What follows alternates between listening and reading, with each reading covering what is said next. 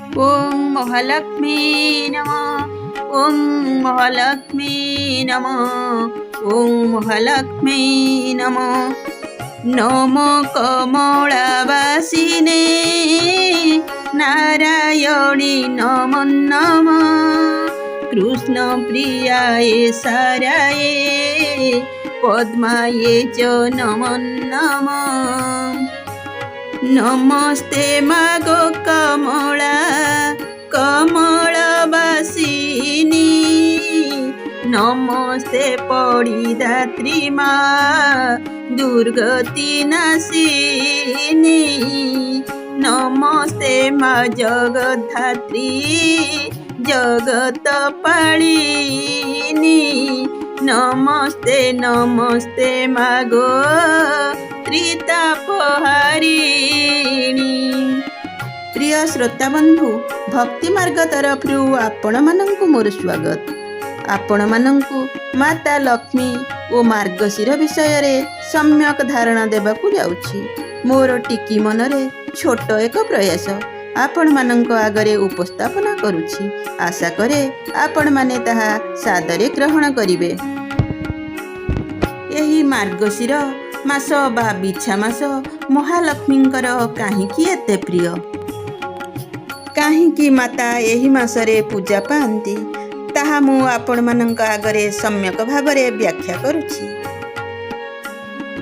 देवाधिदेवराज इंद्रंकर कुकर्म ओ दुर्वासा ऋषिंकर अभिशापरे त्रिभुवन लक्ष्मी छड़ा होई हाहान्न हाअन्न चित्कार करिबाकु लागिला।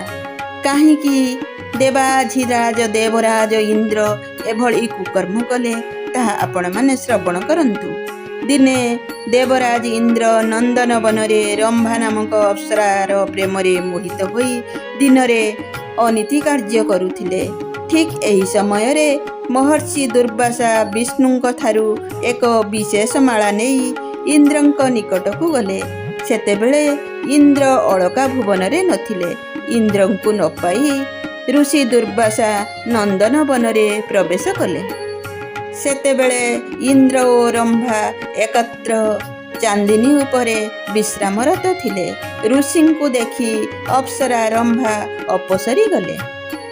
ऋषि खुशी होई इंद्रंकु विष्णुंक प्रदत्त सेही माला प्रदान कले। मात्र दर्पांध इंद्र मत गर्भरे भोळ होई सेही माला रंभा नामक अप्सरा को प्रदान कले। फलरे ऋषि दुर्वासा महाक्रोधित हेले ओ शाप प्रदान कले। कहिले दिवसरे बेश्या नेई बनरे बुलुछु। बेश्या शक्त जोगु ओ दिवसरे प्रेम करुथिबा हेतु तू लक्ष्मी छड़ा होई जा। सर्वांग तोर रोगरे परिपूर्ण हेउ। तोर विष्णु भक्ति लोप पाऊ। एही परी क्रोधित होई इंद्रंकु शाप प्रदान कले। ऋषि दुर्वासा क्रोधित होई कहिले बोइले पापिष्ट स्वर्गे इंद्र तू बोलाऊ। दिवसरे बेश्या घेनी बने बुलु थाऊ। जेऊ माला तपी जपी जोगी सिद्ध माने पाई न पारंती ताहा तोते तो समने। देवेंद्र बोली न देली एड़े गर्भ तोर। छारो बारो नारी हाते देलु तू पामर। एणु मोर अभिशाप घेन रे पामर। लक्ष्मी देवी न रहिबे आउ तोर पूरा। सेही दिनरु सारा त्रिजगत लक्ष्मी छड़ा होई हाहाकार होईगला। सर्वांगरे दुर्भिक्ष मरुड़ी बन्या बात्या लागी रहिला। सारा जगत अर्ण बिना चित्कार करिबाकु लागिले। एहा देखि सर्वदेवगण परम ब्रह्म विष्णुंक निकटरे जाई प्रार्थना कले।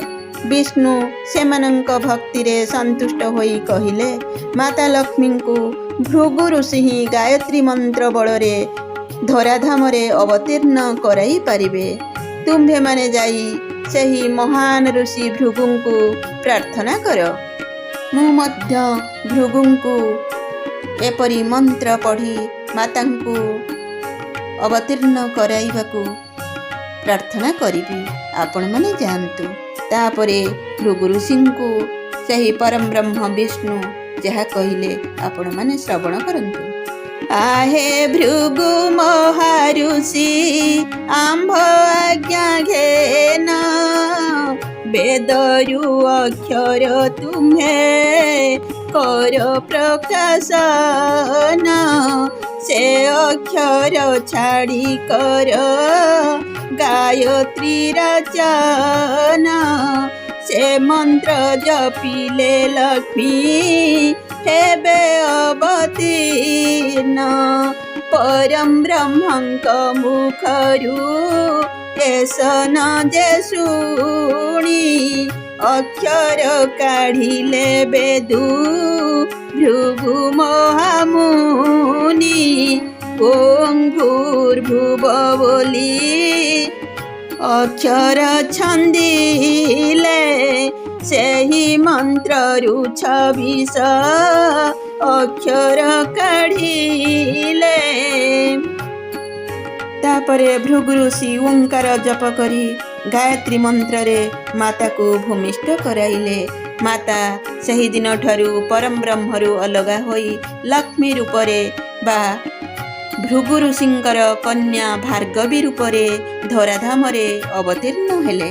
ଶ୍ରିୟା ଚଳି ଗଲେ ପରମ ବ୍ରହ୍ମ ଆଜ୍ଞା ପାଇ, ପ୍ରବିଷ୍ଟ ହୋଇଲେ ଭୃଗୁ ନିକଟରେ ଯାଇ, ସେହି ଦିନ ଶୁକ୍ଳ ଦଶମୀ ଅଟେ ଗୁରୁବାର, ବିଛା ମାସେ ମହାଲକ୍ଷ୍ମୀ ହେଲେ ଅବତାର, ଭୃଗୁ କୂଳେ ଦେହ ଧରି ଯାଇ ନ ବସିଲେ, ଅନନ୍ତରେ ସବୁ ପ୍ରାଣୀ ସିରି ଭୋଗ ଦେଲେ, ଲକ୍ଷ୍ମୀଙ୍କ ଜନମ ହେତୁ ସୁଦଶା ଫେରିଲା, ତେଣୁଟି ସୁଦଶା ବ୍ରତ ଜଗତ ଘୋଷିଲା।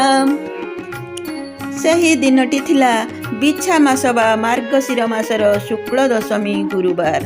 ସେଥିପାଇଁ ସେହି ଦିନ ଜନ୍ମଗ୍ରହଣ କଲେ ମାତା ଲକ୍ଷ୍ମୀ। ମାତା ଲକ୍ଷ୍ମୀଙ୍କର ସେହି ଦିନ ଅତ୍ୟନ୍ତ ପ୍ରିୟ ଥିଲା। ସେହି ଦିନ ଥିଲା ବିଛା ମାସର ଶୁକ୍ଳ ଦଶମୀ ଗୁରୁବାର। ଦଶମୀ ତିଥିରେ ମାତା ପୃଥିବୀ ଆରୋହଣ କଲେ। ତେଣୁ ପୃଥିବୀରୁ ଦୁର୍ଦଶା ଘୁଞ୍ଚିଗଲା, ସୁଦଶା ଫେରିଲା। ତେଣୁକରି ସୁଦଶା ବ୍ରତ ଘରେ ଘରେ ପାଳନ କରାଗଲା। ସର୍ବତ୍ର ଶୁଭିଲା ମାତା ଲକ୍ଷ୍ମୀଙ୍କର ଜୟଧ୍ୱନି। ମାତା ଲକ୍ଷ୍ମୀଙ୍କର ଜନ୍ମ ମାସ ହେତୁ ସମସ୍ତେ ମାର୍ଗଶିର ମାସରେ ଲକ୍ଷ୍ମୀ ପୂଜା କରନ୍ତି ବା ମାଣ ପୂଜା କରନ୍ତି। ମାତା ଲକ୍ଷ୍ମୀଙ୍କର ପ୍ରିୟ ଶସ୍ୟ ହେଲା ଧାନ। ସେଥିପାଇଁ ଏହି ମାର୍ଗଶିର ମାସରେ ନୂଆ ଧାନ ଅମଳ କରାଯାଇଥାଏ। ମାତା ଲକ୍ଷ୍ମୀ ସେହି ଧାନରେ ଅତ୍ୟନ୍ତ ସନ୍ତୁଷ୍ଟ ହୁଅନ୍ତି। ସେଥିପାଇଁ ମାଣବସା ଓଷା ବା ଧାନ ପୂଜା କରାଯାଏ। ଏହା ହିଁ ଥିଲା ମାର୍ଗଶିର ମାସର ବିଶେଷ କଥା। ଆପଣଙ୍କ ଆଗରେ ଏହା ମୁଁ ବର୍ଣ୍ଣନା କଲି। ଯଦି କୌଣସି ଦୋଷ ଥାଏ ଆପଣମାନେ ସାଦରେ ତାହା କ୍ଷମା କରିବେ। ବନ୍ଧୁମାନେ, ଆଜି ପାଇଁ ଏତିକି। ପୁଣି ସାକ୍ଷାତ ହେବ ଆଗାମୀ ଅଧ୍ୟାୟରେ। ଓಂ ମା ଲକ୍ଷ୍ମୀ ନମଃ। ଓಂ ମା ଲକ୍ଷ୍ମୀ ନମଃ। ଓಂ ମା ଲକ୍ଷ୍ମୀ ନମଃ। ଦାରିଦ୍ର ଭଞ୍ଜନୀ ବିଷ୍ଣୁଙ୍କ ଘରଣୀ, ବରୁଣ ନନ୍ଦିନୀ ପେଚକ ବାହିନୀ, ସାଗର ଦୁଲଣୀ ମହାଲକ୍ଷ୍ମୀ ନମସ୍ତୁତେ। ମହାଲକ୍ଷ୍ମୀ ନମସ୍ତୁତେ। ମହାଲକ୍ଷ୍ମୀ ନମସ୍ତୁତେ।